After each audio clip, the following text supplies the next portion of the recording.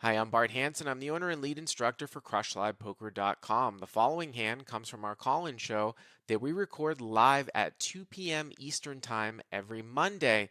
If you enjoy this video, hit that like button, and if you want to submit to be on the show, take a look at the information in the description. So you got a hand for us So I had a here? pretty interesting hand. Yeah. Yep. I play in generally a 5-10 game in Chicago. The game was pretty live and some pretty good players in it, and we were running a straddle at the table, so it was playing almost more like a 10-20 game. Is this the Some horseshoe? pretty skilled. Is this at the like Horseshoe Hammond or whatever? Yeah, at the shoe. Yeah, yeah, Okay. So that's that's, of correct. course, where one of our former instructors, Key Lee, sort of cut his teeth, and then also one of our top section instructors, Ping Lu, also, they're both from the Chicago area. Yeah, I used to play out in the Commerce in LA, and I started playing in this room a little while ago, and there's certainly you can certainly tell some pretty skilled players, especially in the bigger games. Okay.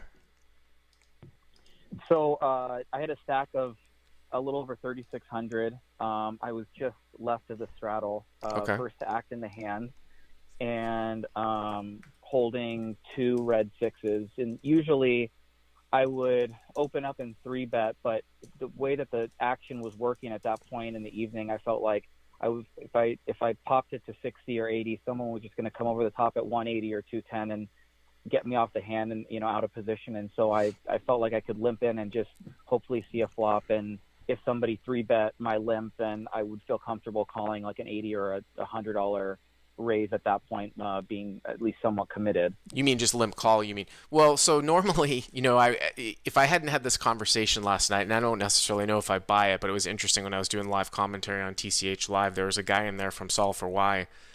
His name was Chris. I don't remember his last name. It began with a K. And he was talking about having this limping strategy in live loose games from up front, even at the higher stakes. And I was like, non-ante games like limping from up front?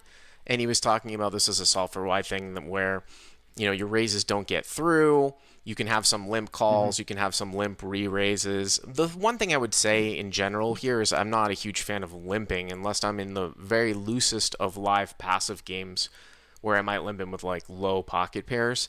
But if you are going to develop a limping range from up front, what I would say is that you're probably supposed to have some limp re-raise bluffs and also some Mm, limp re-raises for value. mm. I mean, that's what I would say. It's not usually a thing, limping in cash games from up front, but I mean, that's just a point. So you limp in here with 6 of hearts, 6 of diamonds at 5, 10, 20, right? 3,600 effective. Yes, Okay. that's right. Okay. Um, we got the button called the 20, which I thought was a little odd. Okay. The small blind called, and the straddle checked his option, so it was a $90 pot to start. So small blind over limps, straddle checks, and you're 3,600 effective, and it's $90, right? Yep. Okay. Flop is ace of hearts, Mm-hmm. three of spades, five of clubs. Ace of hearts, 3 of spades, 5 of clubs. Okay. And this is usually kind of an odd spot for me, but I felt like there's going to be two players, like acting before me, so I could see what would happen. The small blind, who I know is a very good player, he's calculated. I've seen him. He's extremely thoughtful. He rarely, at least in my experience, makes mistakes. Immediately bet out 85, so effectively the pot. And this to me kind of felt like, maybe the ace, or maybe you know, uh, I don't know, some type of hand that he's trying to get rid of everyone else immediately, right? Well, a couple comments on this. He Let me make a couple comments. So you say he's a strong player. One of the things here is that so because you're playing a 3 blind configuration of 5, 10, 20, right? The small blind Yeah, should not be V-pipping a wide range here, even as a complete for 15. Now, some people will, but if he's a strong player, he shouldn't be. So he has somewhat of a more defined range here just because of preflop starting hands being in the small blind, even though it's limped, versus if he was in the straddle where he could literally have any two, right? Because there was no raise preflop. He's entirely uncapped. right. He can have any two. Yep, yep, So there is yeah, something to yeah, be said yeah, for this. So, okay, small blind leads for yeah, 85. yeah. Straddle calls 85. Okay.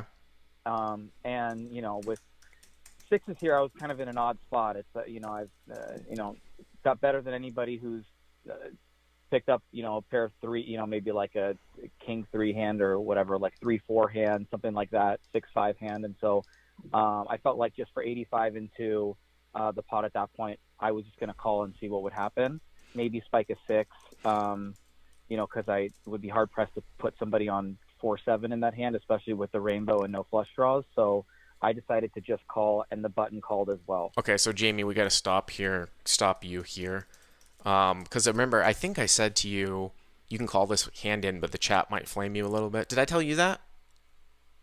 No. Oh, I didn't know. It was a different caller then. So when you're talking about like a multi-way pot, right, the responsibility for you to sort of defend here goes way, way down. This is kind of a newer school no limit thing. I mean, this is a limped pot, but I mean, first of all, you're saying that the small blind is a competent player. He's leading out for almost the entire size of the pot here for 85. So even if the straddle didn't call, okay, I would probably just muck heads up here anyways. But you have a guy behind you, but not only do you have a guy behind you, but you have another caller in between here too. So you've got a full pot size bet, a call, you're in the middle, and the button's behind you. I mean, this is just a fold all day long. The only thing, to be perfectly honest with you here, what would my continue range be in your spot? Because it's tough for me to start thinking about hands that I might start limping in with. If I had like a hand like ace 8 or even like ace 9 and I didn't have a backdoor. Now you're saying it's ace of hearts, 3 of spades, 5 of clubs, right? So it's a rainbow board. If I had ace, say 6 through ace 9 with no backdoor, I'm folding. I'm not even calling with an ace here. With no backdoor. Now I might call with a backdoor because we talk about that you're looking for your backdoor equities, but with 6-6 here, it's just it's just an auto fold. I mean, yes, you spike a 6. I mean, deuce 4 is already out there, but I mean, you're trying to spike like a 2 out type of hand where I mean, it's very, very optimistic. Plus, you have a guy behind you too that can do some stuff as well. So yeah, I mean, I appreciate the insight, and you're probably right. In my opinion, I thought maybe in the weird chance that I spike a 6, my set's completely hidden, and but you're right, 2-4 may already be out there. So, well, I mean, I don't think 2-4, but like I said, I point out that the small blind really shouldn't have 2-4 here. The small blind should have a reasonable range here because he's going to complete, right, $15. Right. So, maybe he's got aces up. I mean, I wouldn't even complete with ace rag off here in the small blind given the nature of this. But you call, the button calls, so 4 ways, 85. So the pot, 430, right? 430. Okay. Yep. So turn is a 6 of spades, of course. Okay. So backdoor spades out there, and you turn a set of 6s. Okay. Yeah. Yep. I was at this point now considering action in front of me on the flop. I was prepared to make a move here. This is where I felt like I was going to figure out where I was in the hand immediately. Well, you don't want to. You mean, how long have you been playing cash for? Just out of curiosity. I mean, not in the session. Just about 3 years. Okay, so I just want you to think about this in the way that you phrased this. Like, I want to find out where I'm at the hand. We don't want to make an aggressive action really to find out where we're at, especially with a high equity hand. Like, it's a disaster sometimes when we get blown off of what our equity is. And set here would be a high equity hand, even with like a 1 card, with a one card to come, even if you're up against a straight. And I don't know what's going to happen, but I question if, now here, like if you're going to find out where you're at, when you take out the possibility that anyone has pocket aces because of preflop, are you actually going to fold? Like if it gets to you and you raise and somebody else bet 3 bets, like, are you really going to fold 6s? I don't know what happened, but that's what I just want you to get out in your head, like, well, I'm going to find out where I'm at. Now, if it gets checked to you, obviously you have a very natural value bet. And I feel like if the small blind leads out and the straddle folds, or even if the straddle calls again, well, I'm probably going to raise the turn. I don't think many people are going to have deuce 4 or 4-7 here, but I'm not finding out where I'm at. It's sort of for value. But the pot here is 430, so what ends up happening now? The first position small blind bet out 180. Okay. Yep. And again, to me, this kind of felt like the ace again, but he's slowing down a little bit. The initial straddle, so the person to my right called the 180. Okay, so straddle calls. Yeah. Yeah. So the pot's now 790 to me. Okay. And I felt like I was going to try to either take down the pot or provide some type of get some type of value out of it. So I 3-bet to 560. Okay, so you raise. So usually when people say 3-bet, that's like a re-raise, right? It's just a little terminology. So you raise to 560, and that's fine. I mean, and there's a couple reasons why I would raise. I mean, I wouldn't find myself in your spot here, overcalling the flop, but I'm not overly concerned really about the straddle here, because usually at some point the straddle is going to start to put some money in here, especially with 3 people calling behind on the flop. If the straddle flopped deuce 4. Now, occasionally, because remember, the straddle can have any hand, right? Now, occasionally, the straddle might have what he perceives to be like the invulnerable nuts, which would be like a deuce 4 spades here, or if for some reason he peeled with like 4-7. 4-7, by the way, is a double gutter, right? 4-7 is a gutter to a deuce and a gutter to a 6, and 4-7 would be the nuts here. So, but still, I mean, that's still a couple of hands, although the straddle could be, it's interesting here when you look at the combinations, because the straddle can have any 2 cards. He could actually have 32 combinations of 4 deuce and 4-7, because he was allowed to see pre-flop totally free, and he's going to be calling with 4-7 all the time, and then with deuce 4 he'll be calling and raising sometimes. So I mean, it's interesting. You're gonna have to keep your eye here on the straddle, but this is interesting. But yeah, usually in live poker I'm gonna raise it up here. So you make it 560. Yeah. Okay. I make it 560. The button folds. Yep. Small blind called and the straddle called. Wow. Okay. And and it was, I felt like deuce 4, 4-7, maybe 4-7 spades doesn't raise, but I felt like deuce 4, now that there's a flush draw out there and you don't want the board to pair, that I'm going to get raised by the straight, or re-raise. You're probably going to get bet 3-bet, by the straight. But the interesting thing is that, like, unless it's like a dead-on sort of crazy shove, I mean, it would be nuts. Like, you might even get priced in, and then I would definitely be way more concerned about the straddle backjamming. So, say for example, you make it 560, and then the small blind calls, right, and then the straddle backjams. Straddle's always going to have a straight. Now, if the small blind 3-bets, you're saying he's competent, because if I'm the small blind and I'm competent and I have pocket 5s, I really don't think that you, as the under the gun limper, are really ever going to have deuce 4 or 4-7. So I think that pocket 5 sometimes is the nuts there. Although I do have to be concerned with the straddle behind me. But you make it 560, small blind calls, straddle calls, so we're putting in another 1650. The pot's like 2,000, right? Ish. Maybe 2,100. It's a little over 2,100. That's right. Yeah. Okay.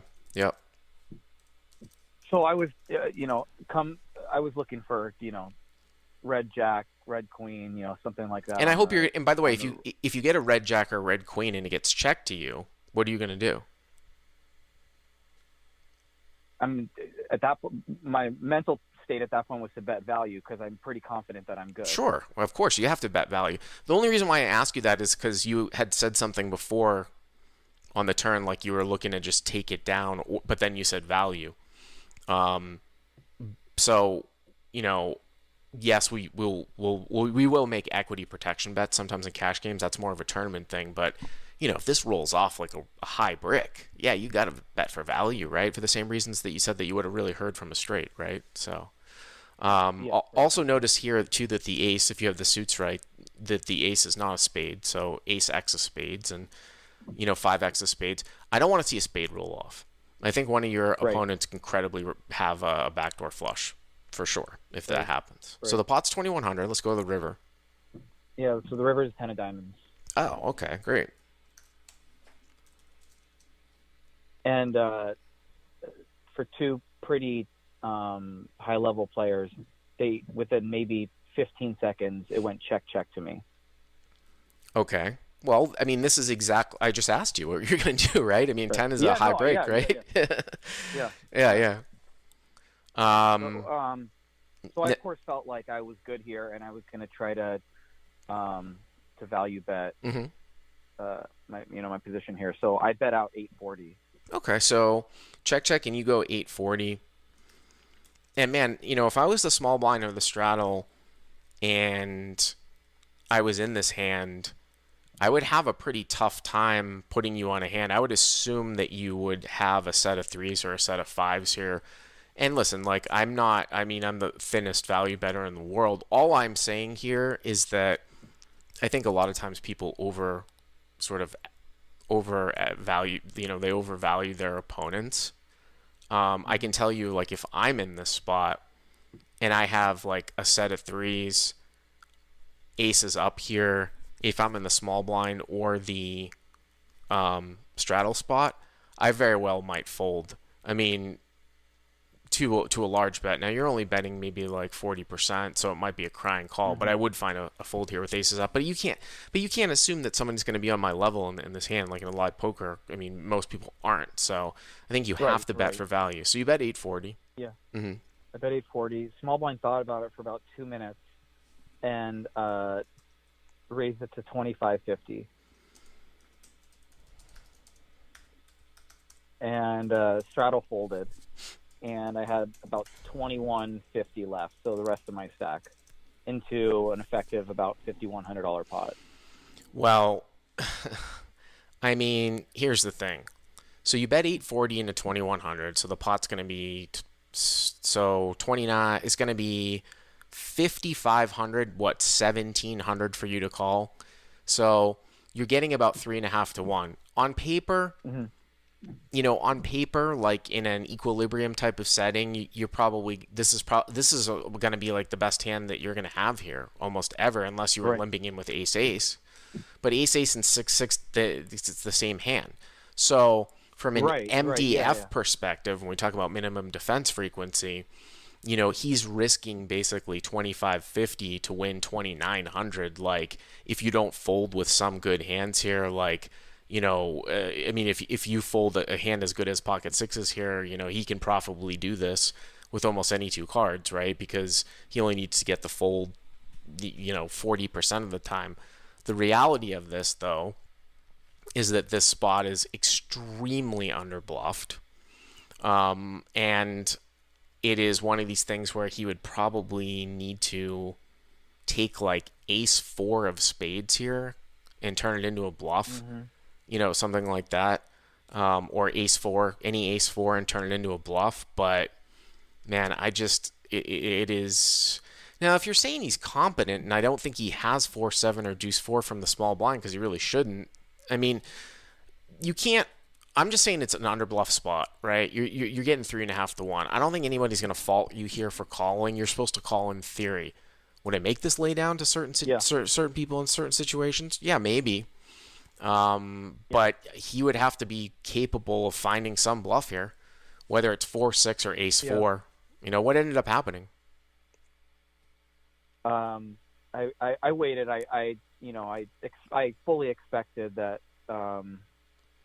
he had a set of threes or a set of fives. He bet out the flop, bet out the turn, and just called, was maybe protecting, was hoping to the board would pair, and now was coming over the top of what he thought I maybe picked up. Maybe I had ace 10 the entire time or something like that, and I waited and called, and he showed 2-4. I mean, the one thing that that does not surprise me that he has a straight. The one thing that did he have 2-4 suited, by the way? I don't know if you remember, but He had one spade blocker, but not suited. No. so all right. So let's take a step back here, James, and Yeah. I'm not going to tag this guy necessarily as a good player if he's completing for 3 chips in the small blind with deuce 4 offsuit. Now, I'm not the pre-flop police, but that is a terrible limp.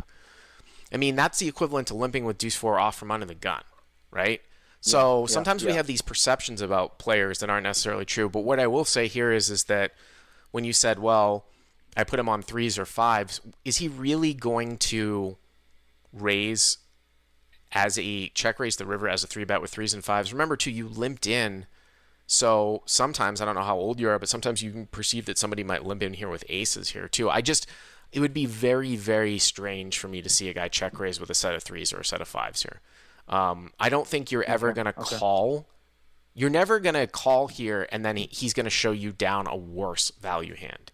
He's going to show you down a straight, or he's going to show you down some sort of block or bluff with a 4 in it for the most part. He's not. I don't think he's going to show you down sixes or threes, but like I said, I mean, I think it started with the on the flop, right? On the flop is just a simple fold. The call on the flop. Yeah. Right. No, yeah, I know. And of course, that's the way this goes, right? You start to look at these hands and you recognize the mistake you made early that wouldn't have put you in this position. But, but interesting hand regardless. And yeah, definitely.